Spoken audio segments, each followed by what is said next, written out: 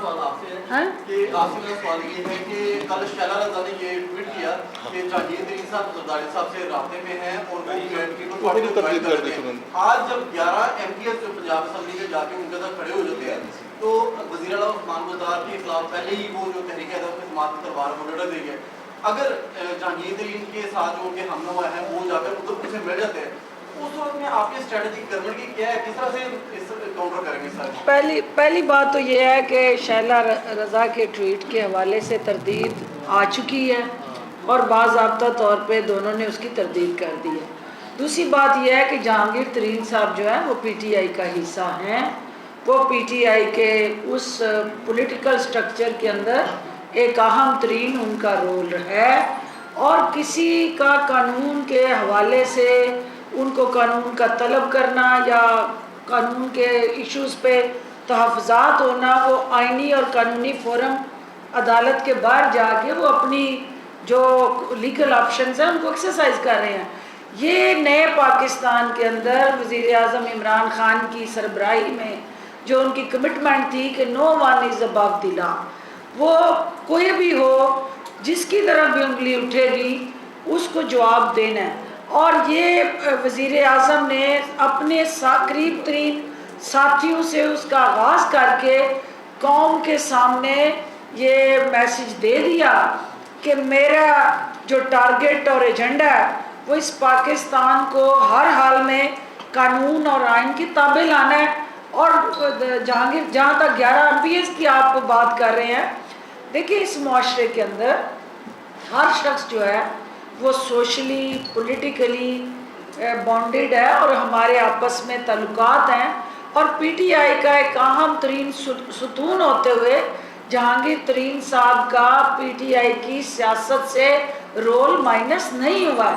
تو جو MPs ان کے ساتھ گئے ہیں وہ ان کو قانون کی عملداری میں سہولت کاری کے لیے گئے ہیں, انہوں نے کہیں قانون کو پامال نہیں کرنے کے لیے گئے کہ وہ حکومت ان کی ہے تو جہانگیر ترین صاحب قانون کے سامنے جواب دے نہیں ہے, وہ عدالتوں میں جا رہے ہیں. یہ بھی نئے پاکستان میں ہو رہا ہے. یہاں اس سے پہلے کسی حکومت کو یہ حوصلہ اور جرأت نہیں ہوئی ہے کہ وہ اپنوں کا بھی احتساب کرے اور اس کے بڑے عدالتوں میں حکومتی دور میں جائیں. یہاں حکومت جانے کے بعد لوگ عدالتوں میں جاتے تھے. یہ فیشن جو ہے یہ بھی متعارف ہم نہیں کروایا.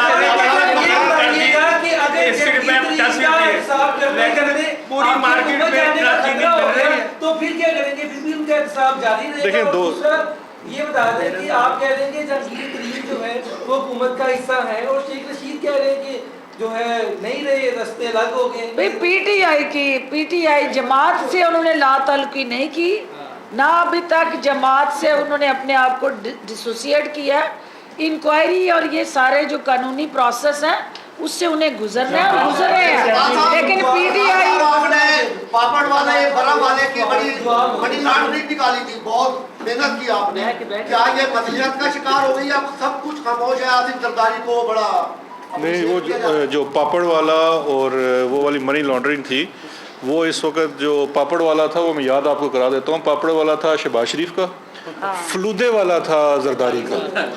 تو وہ تسی دسو گے نا. لیکن وہ جو دونوں چیزیں ہیں اس وقت اس کیس میں 12 سے زیادہ وٹنسز ہو چکے ہیں. جو یہ والا آپ کا کیس ہے لاہور والا, اور جو زرداری صاحب والا کیس ہے وہ اسلام آباد کی احتساب عدالت میں چل رہا ہے, اور وہاں پہ بھی وٹنسز پیش ہو رہے ہیں. تو کہیں بھی وہ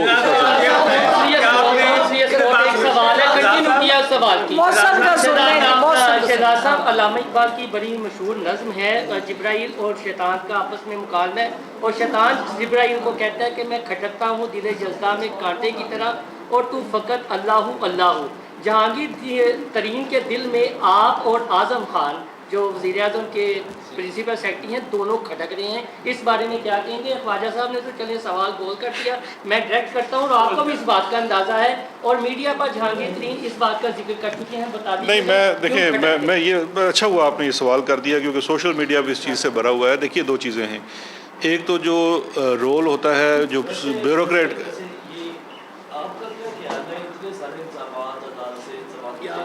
جہانگیر ترین کا وہ کردار ہے کہ اس پارٹی کی جو جیل میں بچے نہیں دیکھیں یہ تو آپ پھر مجھ سے کامنٹ مانگ رہے ہیں جس کے لیے میں کامنٹ کر نہیں سکتا، لیکن میں ان کے سوال پہ آنا چاہتا ہوں. یہ بھی میرے خیال ہے اندازے لگائے جا رہے ہیں کہ جی وہ کوئی میرے خلاف کہہ رہے ہیں یا اعظم خان کے خلاف کہہ رہے ہیں. دیکھیں پرنسپل سیکرٹری کی اپنی نہ کوئی اتھارٹی ہوتی ہے، نہ وہ اس کے پاس کوئی بھی چیز ہے. وہ پرائم منسٹر کی کمانڈ کے اوپر ایکٹ کرتا ہے، ٹھیک ہے. وہ ایک رابطہ ہے پوری حکومت کا وزیر اعظم کے دفتر کے ساتھ. اور جہاں تک میرا رول ہے تو بھائی میرے پاس تو کوئی ایگزیکٹو اتھارٹی نہیں ہے، اور میں ذاتی طور پہ جہانگیر ترین صاحب کو کوئی میرا ان سے ایسی چیز نہیں ہے. وہ تو بڑے ایک میں سمجھتا ہوں بڑے سکسیزفل بزنس مین ہیں، اور ان کا بزنس ماڈل جو ہے وہ بڑا سکسیزفل ہے، کیونکہ چینی میں بھی وہ سب سے زیادہ پروڈکشن کرتے ہیں اور ایفیشینٹ پروڈکشن کرتے ہیں. اور میں یہ پہلے بھی کہہ چکا ہوں، آج سے سال پہلے کہہ چکا تھا کہ دیکھیے جب چینی کمیشن کی رپورٹ آئی تو اس نے JDW کے بارے میں یہ بھی کہا کہ کسان کو بر وقت پیسہ دیتے ہیں، باقی تمام ملیں بر وقت پیسے نہیں دیتی. لیکن جہاں پہ باقی چیزیں پوائنٹ آؤٹ کی وہ بھی اسی کمیشن نے پوائنٹ آؤٹ کی کہ جو منی لانڈرنگ کی اس میں چیزیں تھیں. تو یہ بات میں ایک چیز ایڈ کر دوں، پھر آپ سے لاسٹ سوال کر لیتے ہیں. ایک چیز ایڈ کر دوں، دیکھیں بڑی انفارچونیٹ ہے، اور یہ آپ کے سوال سے مل ہوا ہے. جو رول ہے میرا وہ بڑا انفارچونیٹ رول ہے. اور مجھ سے ایک دفعہ قادری صاحب نے کابینہ میں ایک مذاق بھی کیا تھا. انہوں نے کہا جی کہ آپ کے پاس وہ والا آفس ہے جو کسی کو نہیں چاہیے، جس کا کوئی امیدوار نہیں ہے. تو یہ بڑا مشکل ٹاسک ہوتا ہے، کیونکہ اس میں آپ دوست بھی آپ کے کھو جاتے ہیں، لیکن آپ نے کام کرنا ہے اپنے اس ویژن کے مطابق جو ویژن آپ کو یہ پارٹی دے رہی ہے اور پرائم منسٹر صاحب دے رہے ہیں. آپ نے قیمت مقرر کر دی 80 روپے. سر دونوں کا اکٹھا سوال لے لیں. اس کے بعد کیونکہ مارکیٹ میں بالکل چینی غائب ہے، آٹا غائب ہے، کسی آپ نے اگر یہ مقرر کیا ہے تو ہمیں دے گا کون؟ میں ان کو سوال دونوں کا اکٹھا جواب دے دوں.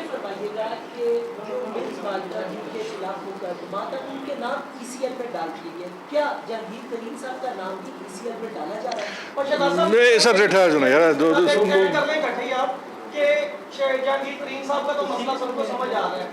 ریاض صاحب کہہ رہے ہیں کہ اگر جہانگیر ترین صاحب مثبت کردار ادا نہ کرتے تو وزیر اعظم اعتماد کا ووٹ نہیں لے سکتے. وہ رائے صاحب کا خیال ہے جو بھی ہے. اچھا نہیں سوال نہیں، میں تینوں کا جواب. سر ایک منٹ ٹھہر. اچھا آپ کا جو عوامی سوال ہے، دیکھیں آپ نے عوامی سوال میں تھوڑا سا اور زیادہ عوامی کر دیا، آٹے کے ساتھ چینی ڈال دی. مطلب دیکھیں جو 85 روپے قیمت مقرر کی گئی ہے وہ چینی کی ریٹیل پرائس مقرر کی گئی ہے، اور اس کے ساتھ ساتھ جو پنجاب گورنمنٹ کے آفیشلز ہیں ان کو یہ اختیار دے دیا گیا ہے کہ وہ اگر یہ چینی مارکیٹ میں نہیں آتی تو وہ فیکٹری سے بھی جا کے لے سکتے ہیں اور بازار میں پہنچا سکتے ہیں. اس وقت جو چینی اس میں بہت سارے مل مالکان ہیں وہ ایگری کر گئے تھے. جتنے اس کے اندر بروکرز ہیں انہوں نے رجسٹریشن بھی کروا لی کوئن کمشنر کے ساتھ. اب جب یہ معاملہ ہائی کورٹ میں گیا آج، تو کل شام ہائی کورٹ نے یہ کہا کہ آپ آج تک اس فیصلے کے اوپر عمل درآمد نہیں کریں گے، اور آج جب 4 بجے فیصلہ ہوتا ہے تو جو بھی کورٹ کا فیصلہ ہوگا اس کے ساتھ عمل کیا جائے گا. لیکن میں اس کے ساتھ آپ کو یہ بھی بتا دوں کہ یہ عزم ہے حکومت، وفاقی حکومت کا اور صوبائی حکومت کا، کہ ہم نے چاہے ہمیں سپریم کورٹ جانا پڑے، جس بھی عدالت جانا پڑے، ہم عوام کے لیے اس گروہ سے لڑتے رہیں گے جو گروہ جائز منافع سے ہٹ کے ناجائز منافع. یہ مت بھولیے 1 روپے چینی کی قیمت بڑھنے کا مطلب ہے 5.5 ارب روپے.